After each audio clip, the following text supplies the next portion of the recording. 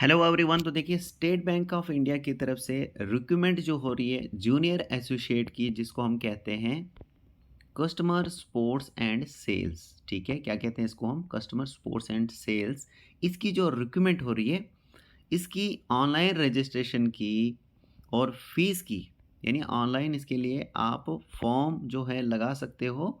उसकी जो last date है और पेमेंट करने की जो लास्ट डेट है वो है 27/9/2022। यहाँ पर आप देख सकते हैं। ठीक है, यानी आपके पास बहुत ही कम समय बचा है। ठीक है, इसके अलावा अगर हम नीचे थोड़ा सा यहाँ पर देखें, तो यहाँ पर देखिए ये पूरी लिस्ट है फ्रेंड्स। यहाँ पर कितनी वैकेंसीज निकली हैं, कौन कौन सा सर्कल, कौन से यूटी या फिर स्टेट में ये दी गई हैं। ठीक है, वो आप यहाँ पर देख सकते हो। जैसे कि मान लीजिए कि हम यहाँ पर हिमाचल प्रदेश की ही बात कर लेते हैं। ठीक है, यहाँ पर देखिए हिमाचल प्रदेश की अगर हम बात करें तो यहाँ पर लैंग्वेज इन्होंने रखी है कि इसके लिए लैंग्वेज आपको आनी चाहिए हिंदी। और इसी तरीके से अगर हम थोड़ा सा आगे देखें तो एससी एसटी और ओबीसी, देखिए यहाँ पर ये हो गया हिमाचल, लैंग्वेज आपको आनी चाहिए हिंदी। एससी के लिए है 14, एसटी के लिए है 2 वैकेंसी, इस तरीके से ओबीसी के लिए है 11 वैकेंसी।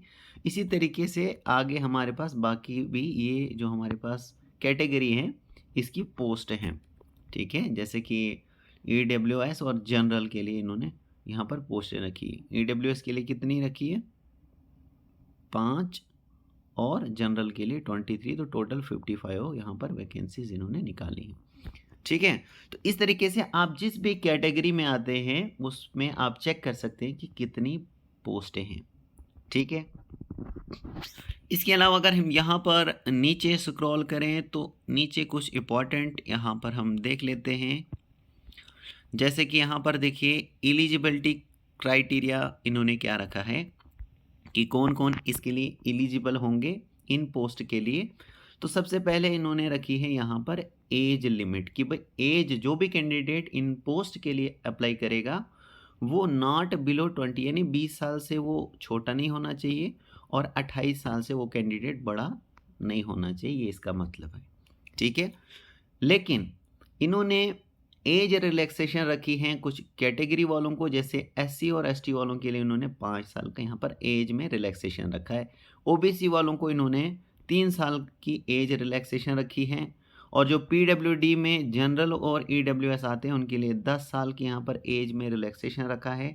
पीडब्ल्यूडी एससी एसटी में जो आते हैं उनके लिए 15 साल की यहाँ पर एज में रिलैक्सेशन रखा है। और पीडब्ल्यूडी ओबीसी में जो आते हैं उनके लिए 13 साल की यहाँ पर एज में रिलैक्सेशन रखा है। ठीक है, इस तरीके से आप यहाँ पर देख सकते हैं कि जिस भी कैटेगरी में आप फॉल करते हैं उस हिसाब से आपकी कैटेगरी में कितनी एज में रिलैक्सेशन आपको दी गई है।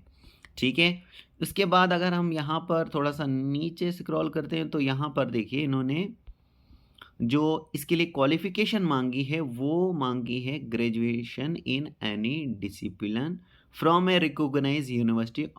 मतलब कि जो आपने मिनिमम जो है आपकी क्वालिफिकेशन उन्होंने ग्रेजुएशन मांगी है और ये किसी भी सब्जेक्ट में, जिस भी सब्जेक्ट में आपने की है, लेकिन ग्रेजुएशन होनी चाहिए। ठीक है,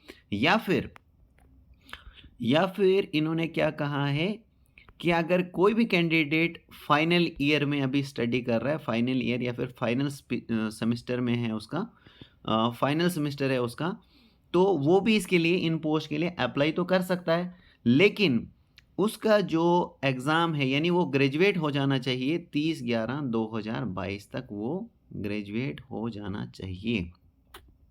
ठीक है, having pass the graduation on और बिफोर 30/11/2022 से पहले पहले या फिर 30/11/2022 तक वो ग्रेजुएट हो जाना चाहिए। यहाँ पर क्लियरली आप देख सकते हैं।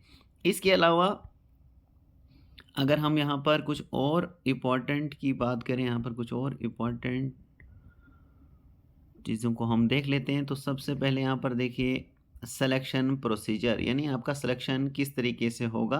तो the selection process will consist of online test. तो ये क्या होगा? ऑनलाइन टेस्ट होगा आपका। एक तो आपका प्री एग्ज़ाम होगा एंड मेन एग्ज़ाम होगा। ठीक है, यानी फ़ेज़ 1 और फ़ेज़ सेकंड में आपका एग्ज़ाम लिया जाएगा। और फ़ेज़ सेकंड की अगर हम बात करें तो ये ऑनलाइन होगा और ऑनलाइन में किस तरीके से होगा, ऑब्जेक्टिव टाइप का ऑब्जेक्टिव टेस्ट होगा, 100 मार्क्स का रहेगा और this test would be of 1 hour duration, यानी 1 घंटे का ये आपको ये टेस्ट आपको होगा फेज़ फर्स्ट का, ठीक है। और इसमें जो आपको दिया गया है इसके लिए आपको क्या-क्या आना चाहिए, इंग्लिश लैंग्वेज आपको आनी चाहिए, न्यूमेरिकल एबिलिटी आपको आनी चाहिए, रीजनिंग एबिलिटी भी आपको इसके लिए करनी पड़ेगी और नंबर ऑफ क्वेश्चंस इसमें से 30, 35 और 35 आएंगे और ये 1 आवर का ड्यूरेशन रहेगा, यानी एक क्वेश्चन आपका 1 मार्क्स का रहेगा और 100 नंबर ऑफ क्वेश्चन आएंगे तो 100 मार्क्स का रहेगा। और कितना टाइम दिया गया इन्होंने, 1 आवर इन्होंने दिया गया है, यानी आपके पास 1 घंटे का इन्होंने टाइम दिया गया है 100 मार्क्स को या 100 नंबर ऑफ क्वेश्चंस को करने के लिए, ठीक है।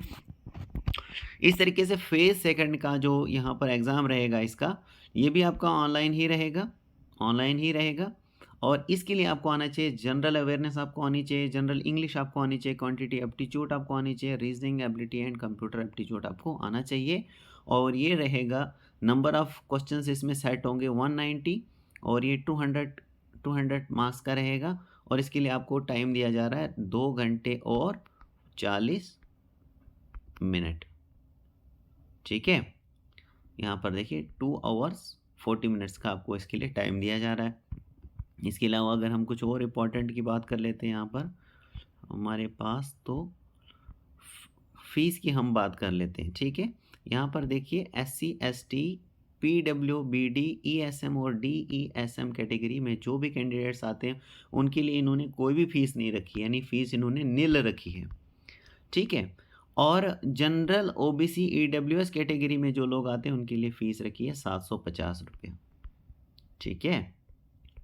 तो एक बार मैं आपको फिर से बता देता हूँ कि ये जो हमारे पास पोस्ट निकली हैं कस्टमर सपोर्ट एंड सेल्स की, जो ये वैकेंसी निकली हैं SBI की तरफ से, उसके लिए अगर आप अप्लाई करना चाहते हैं तो आप यहाँ पर www.sbi.co.in कैरियर सेक्शन में जाकर इसके लिए अप्लाई कर सकते हो। और इसकी जो लास्ट है मैं आपको फिर से बता देता हूँ, इसकी जो लास्ट डेट है वो है 27/9/2020, यानी कि आपके पास बहुत ही लिमिटेड टाइम है, बहुत ही कम टाइम है, तो जितना जल्दी हो सके आप इसके लिए रजिस्टर कर लीजिए, इसके लिए अप्लाई कर लीजिए।